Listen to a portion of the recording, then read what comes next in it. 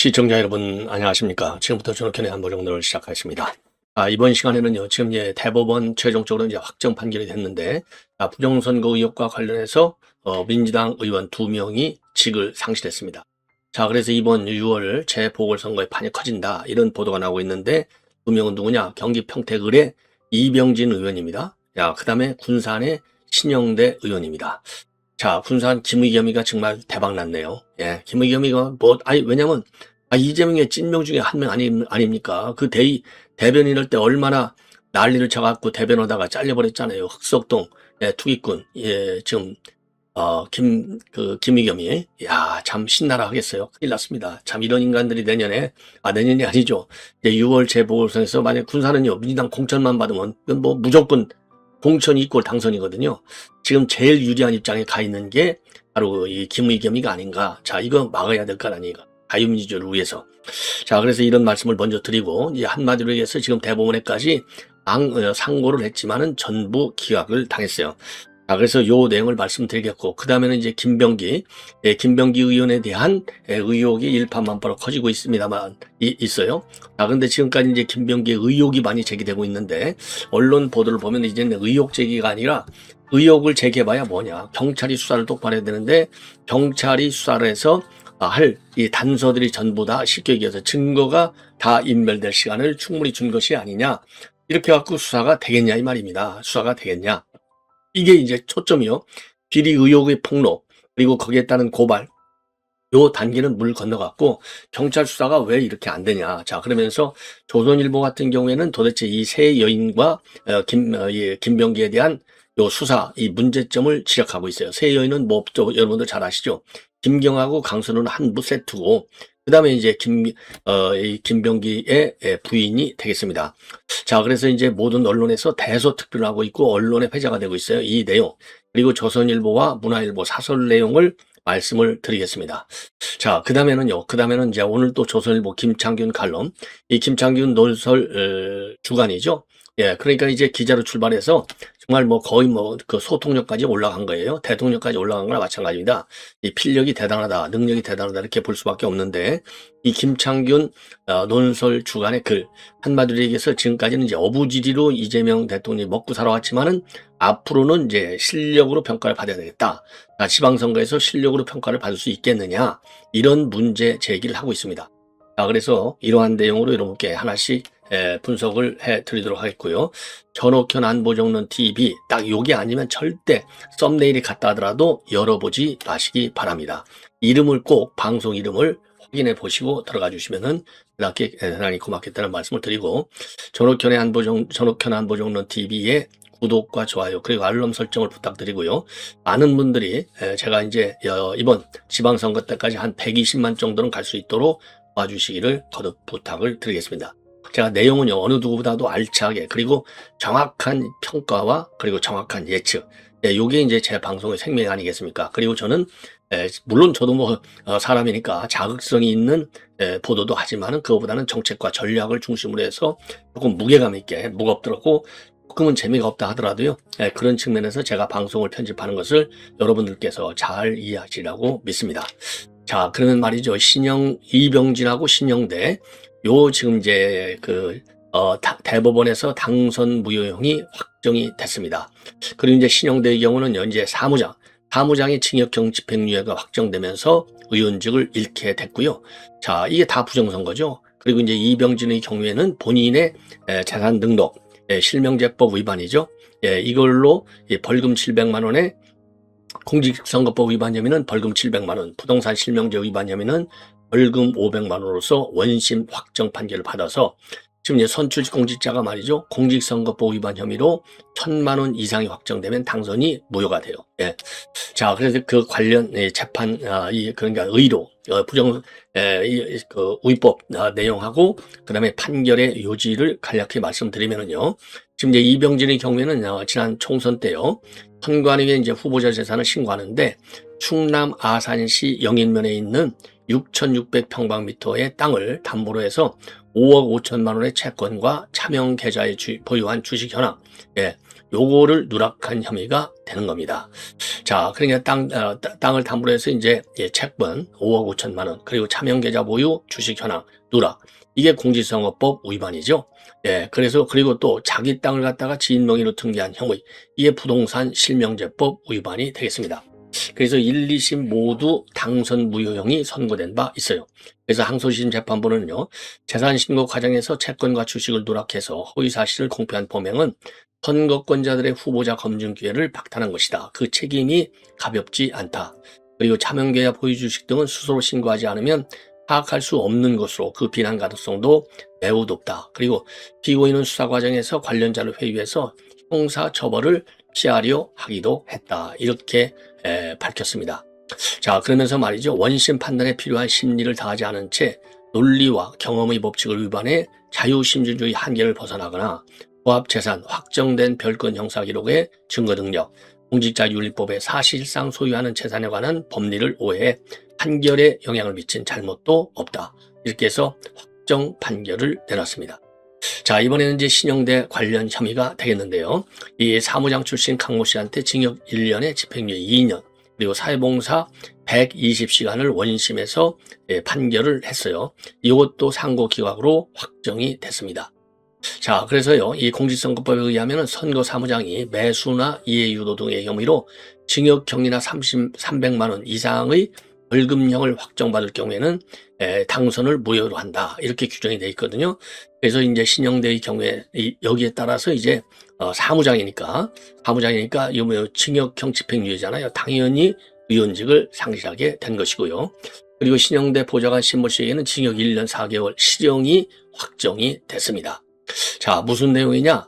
작년, 그러니까 이제 총선을 앞두고 재작년이죠. 2024년도니까 단체 택칭방을 통해서 민주당의 전북 군산 김제 부안갑 경선 여론조사 결과를 조작한 혐의예요. 그래서 2023년 말에 전 군산시 장애인 체육회 사무국장 이모 씨에게 1,500만 원, 그리고 차명 휴대전화 100대를 주면서 성별 연령 지역을 꾸며서 신영대를 지지한다고 중복 응답하게 한 혐의가 되겠습니다. 여론 조작이죠. 자, 당시에 경쟁 후보였던 김의경을 갖다가 1%포인트 정도의 근소한 차이로 이겼어요. 그래서 국회의원에 당선이 된 겁니다. 자, 그래서 1심에서는요, 이 사무장한테 징역형 집행유예를 선고하면서 지역구 특성상 당내 경선이 중요한 데다 후보 간 격차가 크지 않아서 강씨 행위가 선거에 미친 영향이 작지 않았을 것이다. 그리고 항소심도 말이죠. 범행이 조직적이고 계획적으로 이루어졌고 선거의 공정성을 해치는 정도가 매우 중대하다. 항소를 기각했고 대법원도 이에 앞 판결과 마찬가지로 원심 판결의 법리를 오해한 잘못이 없다. 그래서 당선 무효가 끝났습니다. 자, 이번에는 이 김병기 관련 뉴스가 이제 폭증하고 있는데 지금 핵심은 말이죠. 그 경찰의 수사가 늦어지면서 말이죠. 골든타임을 잃어가고 있다. 이게 이제 의도적으로 늦추는 것이 아니냐, 이런 의혹이 제기되는 겁니다. 그 사이에 증거가 인멸된다. 어떻게? 핸드폰을 바꿔버리거나 또는 제일 큰 게 이제 핸드폰 교체가 되겠죠.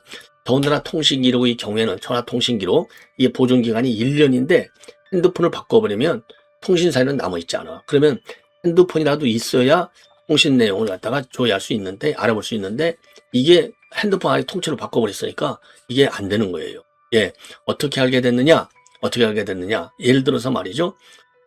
지금 핸드폰을 바꿔버리면은, 이게 요즘은 텔레그램이라든가 이런 카톡이라든가 다른 이런 이 메신저. 요게 새로 뜨잖아요. 새로 가입했다고 탁탁 더 올라오잖아요. 이거 그런 게 핸드폰 교체했다는 신호, 증거가 되는 겁니다. 예. 자, 그리고 또 이 김병기의 경우에도 또 이 보좌관 신고했던 이 보좌관의 또 핸드폰도 바꿨다는 거예요. 그러니까 이거 경찰 수사가 늦어지니까. 자, 근데 여기에 대해서 경찰 측에서는 그거 좀 시간이 걸려. 물론 시간 걸리겠죠. 시간은 안 걸리는 게 어디가 있겠습니까? 경찰 말이 틀린 건 아니에요. 예. 경찰은 아무리 열심히 해도 이게 절차가 있으니까 늦어지는 거는 또 피할 수 없어. 야, 그래서 이제 경찰도 억울한 측면이 있겠지만 그러려면은 이미 제기됐던 의혹들, 예를 들어서 차남 의혹, 이거 동작서에다가 오래전에 작년 여름인가요? 언제 고발됐는데 이게 수사가 잘 안 됐다는 거 아니에요? 그리고 무혐의가 없다 이렇게 결론이 났다고 하는데 이거 별로 그러니까 이제 신뢰성이 별로 없다 이렇게 알려지고 있고 거기에 대한 의혹도 나오고 있어요.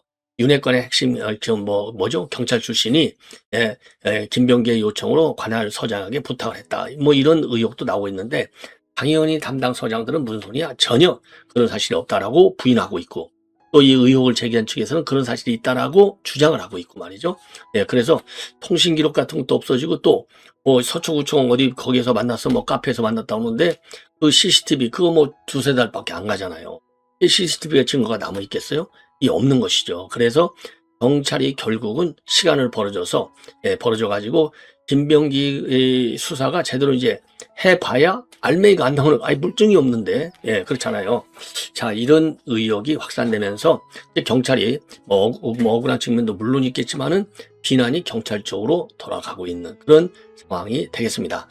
자 그래서 말이죠 제기되고 있는 의혹들이 워낙 많아가지고 지금 조선일보와 중앙일보가 김병기 의혹을 도표로 정리해 놨어요. 자 이걸 보면 뭐 이게 열 몇 가지예요? 13가지인가요? 13가지 맞네요. 자 그래서 차남 숭실대 편입 관련 의혹, 직권남용과 업무방해, 그리고 이제 지방선거 공천대가 뇌물수수, 그다음에 이제 강선우 뇌물수수 혐의, 의계에 의한 업무방해, 그리고 배우자의 업추비 카드, 뇌물수수 업무상 횡령, 그다음에 사적 유형 관련 증거인멸, 조사, 그다음에 또 여기 수사방해, 청탁금지법 위반, 보좌진 텔레그램 대화 내용의 무단 탈취 의혹, 이건 정보통신망법, 그다음에 장남 국정원 직원인데 외교첩보 누설 의혹, 국정원법, 며느리 및 손자의 공항의전 특혜 요구, 뇌물수수, 청탁금지법, 항공사 호텔 숙박권 수수 의혹도 청탁금지법과 뇌물수수, 그 다음에 쿠팡 대표하고 오찬한 것은 청탁금지법 위반, 그리고 배우자와 장남 병원 진료 특혜 의혹은 직권남용과 업무방해, 전직 동작구의원의 탄원서 무마 의혹도 직권남용과 업무방해, 무려 13개가 되는 겁니다. 그리고 요거는요, 조선일보가 정리해놓은 그 의혹, 주요 의혹입니다. 김경 1억, 그렇죠? 강선우 1억은 수사 사실을 듣고서 묵인한 거. 그 다음에 김병기 구의원 2명에게 공천원금 수천만 원을 요구한 거. 차남 숭실대 편입 특혜. 그리고 부인의 경우에는 부의장 법과 사적 유형 의혹. 그래서 요 김병기와 요 3명의 여인, 요 의혹이 너무 크다 이거죠. 이게 왜 수사가 제대로 안 되고 있느냐? 여기에 대한 비판이 이제는 커지고 있는 상황. 의혹을 제기하고 여기에 대한 고발 중심이었다면 지금까지는요. 지금부터 나오는 것은 그게 아니고 이거 도대체 수사가 왜 안 되는 거지? 여기에 대한 의혹과 비판하는 쪽으로 포인트가 달라지고 있다. 이런 말씀을 드립니다. 자, 그래서 이 김병기 의혹 경찰 수사 내용도 김병기 손에 무도한 권력이다. 이게 이제 오늘 조선일보 사설이 되겠습니다.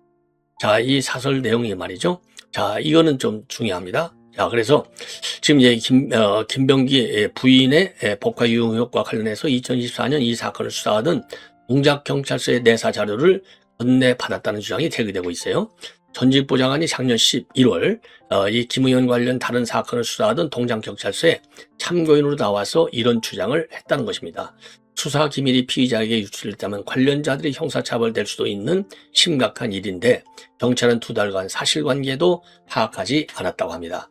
이 사건과 관련해서 김 의원이 경찰 출신 의원에게서 부탁해 경찰서장에게 사건 무마 청탁 전화를 했고 김 의원이 직접 경찰서장과 통화했다는 의혹도 제기됐다. 김 의원은 부인하지만 전직 보좌진들은 당시 상황을 구체적으로 진술했다. 여기에 내사자료 유출 의혹까지 나온 것이다. 전직 보좌관은 작년 11월 동작경찰서에서 이 주장을 하면서 김 의원 측이 2020년 총선 전에 동작구 의원 2명에게 3천만 원을 받았다는 탄원서도 냈는데 경찰은 사건 배당도 하지 않았다고 한다. 사실이라면 경찰은 수사기관이 아니다. 검찰보다 먼저 해체되어야 한다. 자, 그러면서 말이죠. 민주당 이수진 전 의원은 2023년에 김병기 의원의 3천만 원 수수 의혹과 관련한 탄원서를 당시 이재명 대표 측근이었던 김현지 보좌관에게 전달했지만 이 탄원서가 의혹 당사자인 김병기 의원에게 넘어갔고 이후 사건이 무마됐다는 주장도 했다. 민주당은 부인하지만 그런 정황이 한두 가지가 아니다. 민주당이 최근 확인해보니 탄원서가 당 대표실에 제출된 것은 맞지만 접수 기록이 없었다고 한다. 무슨 일이 있었던 건가? 지금 김병기 의원 관련 수사는 모두 서울경찰청이 맡고 있다. 하지만 경찰은 민주당 출신인 강선우 의원에게 1억 원의 공천 뒷돈을 건넨 의혹을 받는 시의원이 지난달 31일 출국할 때까지 출국 금지조차 하지 않았다. 핵심 피의자가 도주할 수 있는 시간을 벌어주는 것이나 마찬가지다.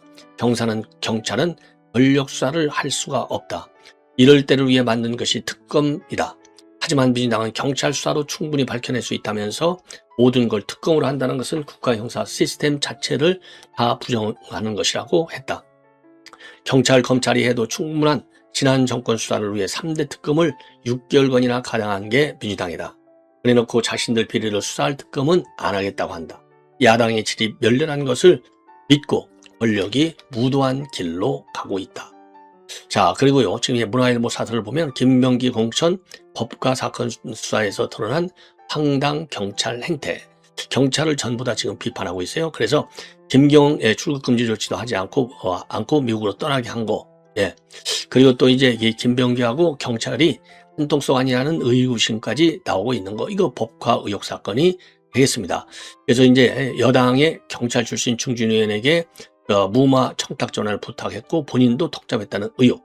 예. 그래서 이 사건이 무혐의로 처리된 뒤에는 김병기가 동작서 팀장급 간부와 영원히 같이 가자는 의미의 파티를 했다는 전직 보좌관의 증언까지 나왔다고 합니다. 그래서 경찰서 팀장이 김병기에게 진술 조언됐다는 주장도 나오는 거예요. 당시 경찰은 법과를 사용한 식당과 CCTV 조사도 하지 않고 무혐의로 처리했다는 정황도 있다는 겁니다. 그래서 작년 11월에 김병기의 전직 보좌관이 동작구 의원들이 공천을 받기 위해 김병기 부인에게 돈을 줬다가 되돌려봤다는 취지의 진술서를 전했지만 경찰은 아무런 수사 움직임을 보이지 않았다고 합니다. 검찰이 이랬다면 여당은 즉각 특검을 주장했을 것이다. 경찰이 혐의자와 통화하고 술자리를 가진 것 자체만으로도 감찰 징계 수사 대상이 된다. 김병기가 검찰 폐지 법안 통과에 앞장섰던 것과 겹치면서 검찰 해체 뒤에 닥칠 형사사법 시스템의 붕괴와 하락이 더 걱정이 된다. 자, 이게 참 심각한 문제네요. 예. 그리고 말이죠. 그리고 또 지금 김병기 이 법과 의혹과 관련해 가지고, 예, 법과 의혹과 관련해서 여러분께 좀 전직 장성들 지금 이 분위기가 상당히 좀 경황되어 있다. 이런 내용이 지금 제기되고 있어요. 그래서 지금 어떤 분위기인지 한번 이 분위기를 알 수 있는 요 글을 여러분께 올려드리겠습니다. 대한민국은 법인카드 소란으로 국민이 듣기 민망하다. 공직자의 법인카드 제도 자체를 전면 검토해야 된다. 이런 특혜가 없을 때 우리는 공직생활을 했다. 업무 수행에 아무런 지장도 없었다. 국회의원, 지방의원들에게 법인카드가 왜 필요한가? 정부 기관의 법인인가?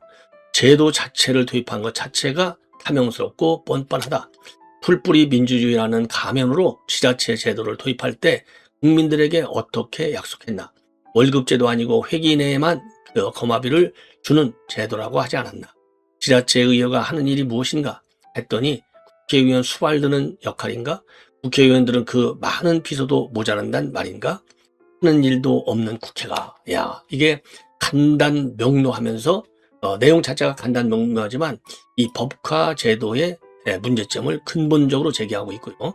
이게 이제 국회의원들의 그 각종 특혜와도 직접 연계되는 것이죠. 지금 보좌관들이 말이죠. 국회의원 1인당 보좌관이 최고 9명인가까지 둘 수 있을 거예요. 예, 9명. 자, 그래서 보좌관한테 1년에 국회의원한테 들어가는 게 한 1억 6, 7천만 원의 봉급. 이게 수당 이런 거 다 빼고 말이죠. 그 다음에 보좌관 9명이 들어가니까 이게 거의 한 5억. 그래서 국회의원 하나를 1년 챙기는데 6, 7억이 들어간다는 것 아니겠습니까? 이거 어마어마한 것이죠. 자, 그래서 이게 문제가 굉장히 심각하다는 겁니다. 예. 자, 그래서 이게 정말 이 근본적인 이 법과 제도, 그리고 정말 이 지방자치제도, 기초자치 제도의 계속적인 운영 여부, 이런 것들을 지금 제대로 아주 전면 재검토해야 될 것이 아닌가, 이런 판단이 듭니다. 자, 그리고 지금 조선일보가 방금 단독 보도로 낸 건데요.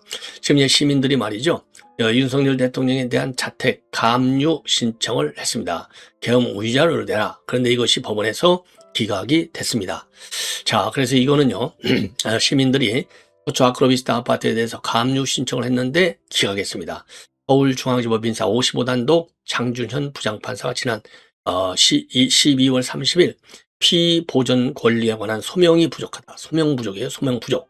예, 그래서 소명 부족인데, 예, 이거로다가 이제 근거가 바르자면 불충분하다 해서 기각이 됐습니다.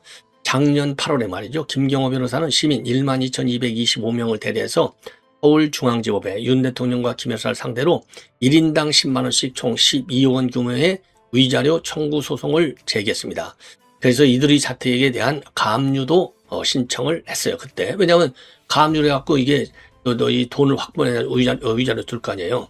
그래서 이 김경호 변호사가 시민 측 소송 대리인데 소명 자료를 통해서 뭐라고 했냐면 이 사건 불법 행위는 국가안보를 위한 통치행위가 아니라 임박한 사법적 정치적 붕괴로부터 채무자들 부부의 개인적인 법적 지위를 보호하려던 최후의 절박한 시도였으며 본질적으로 사법방해를 목적으로 한 헌법 위반 행위다.